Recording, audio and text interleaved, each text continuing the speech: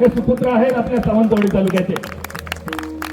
अजून एक वैशिष्ट्य, गतवर्षी आपण जो नाट्यप्रयोग पाहिला देवावतारी बाळू मामा आणि संतश्रेष्ठ बाळू मामा यांच्या जीवन चरित्रावर आधारित हे नवकोरो नाटक नितीन आसियकर यांनी स्वतः लिहिलं, रंगमंचावर आणलं आणि या नाट्यप्रयोगाचे आतापर्यंत 175 पेक्षा जास्त यशस्वी प्रयोग संपन्न झाले.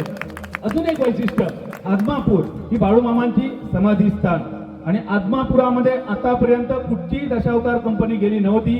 पहिल्यांदा सिंधुदुर्ग जिल्ह्यातली दशावतार कंपनी थेट आदमापुरात पोहोचली आणि बाळू मामा हा नाट्यप्रयोग त्यांनी सादर केला. यासाठी सुद्धा नितीन आसियकर यांच्यासाठी नक्की टाळ्या वाजतील. आज जो नाट्यप्रयोग आपण बघतोय अगदी नवा कोरा नाट्यप्रयोग आहे संत कबीर आणि या नाट्यप्रयोगाची चर्चा सुद्धा सध्या या सगळ्या दशावतार वर्तुळात होत आहे. अगदी लवकरच संत कबीर हा नाट्यप्रयोग अर्धशतकी मदल म्हणजे 50वा प्रयोग सादर करेल. त्यासाठी सुद्धा एकदा जोरदार टाळ्या आपण सर्वांनी वाजवाव्या. मित्रांनो, याही पलीकडे जाऊन एक त्यांची खास ओळख आहे. जेव्हा आपण यशाच्या सर्वोच्च शिखरावर असतो तेव्हा आपल्याला प्रत्येकाला आशा असते अजून आपल्याला काही मिळवायचंय, अजून आपल्याला काहीतरी करायचंय.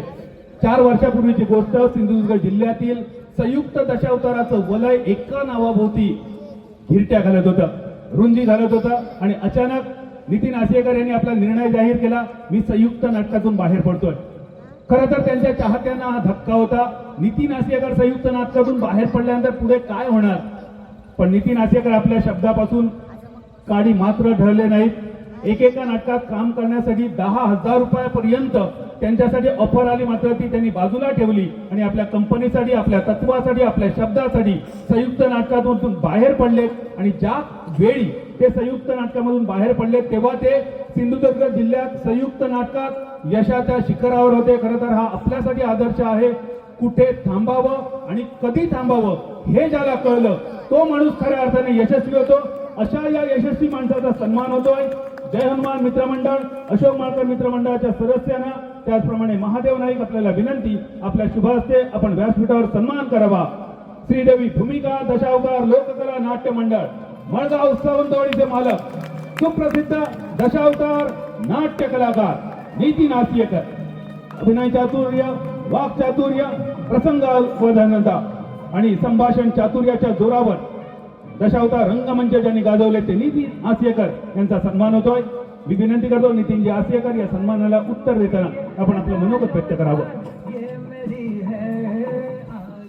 नमस्कार. श्री गणेशाचरणी नतमस्तक होतो. व्यासपीठावरील सर्व आमचे मित्र, आदरणीय सर्व तुम्ही रसिक प्रेक्षक, तुमच्या सर्वांच्या प्रेमामुळे एक लहानसा कलाकार या 3 वर्षात मालकापर्यंत मजल मारू शकला. आमचं कर्तृत्व गेली 11 वर्षातील अगदी थोडक्या शब्दात पण ठळकपणे आमचे मित्र, उत्कृष्ट मालवणी समालोचक म्हणून ज्यांची ख्यातिकीर्ती संपूर्ण गोवा महाराष्ट्रात आहे असे बादलजी चौधरी यांनी स्पष्ट केलं. त्यामुळे आमचा 10-11 वर्षाचा प्रवास अगदी 2-3 मिनिटात त्यांनी सहज आणि सुलभतेने तुमच्यासमोर मांडला. हे तुम्हा सर्व रसिकांचे प्रेम, आशीर्वाद, गणपतीची कृपा आणि म्हणूनच या रंगदेवतेची केलेली सेवा याची पोचपावती म्हणून एक लहानसा कलाकार मालक म्हणून तुमच्यासमोर उभा आहे. आज गावोगावी तुम्ही दिलेलं प्रेम, आशीर्वाद यामुळं या कलाक्षेत्रामध्ये आम्ही नावलौकिक करू शकलो.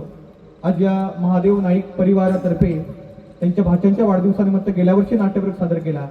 तो रसिकांच्या मनाला भावल्यामुळे यावर्षी नाट्यप्रयोग सादर करण्याची संधी दिली. त्याबद्दल आमचे मित्र महादेव नाईक, त्यांचे परिवार आणि सर्व ग्रामस्थ यांचे मनपूर्वक आभार मानतो. माईची शाल पांघरून माझ्या मंडळातील सर्व कलाकारावर असणारं तुमचं प्रेम तुम्ही दाखवलं, ते तुमचे प्रेम, आशीर्वाद असेच माझ्या सर्व कलाकारावर राहू दे अशी गणपतीची मी प्रार्थना करतो.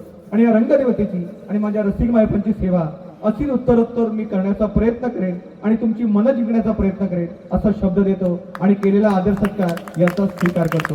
जय हिंद, जय महाराष्ट्र, जय दशावतार. धन्यवाद.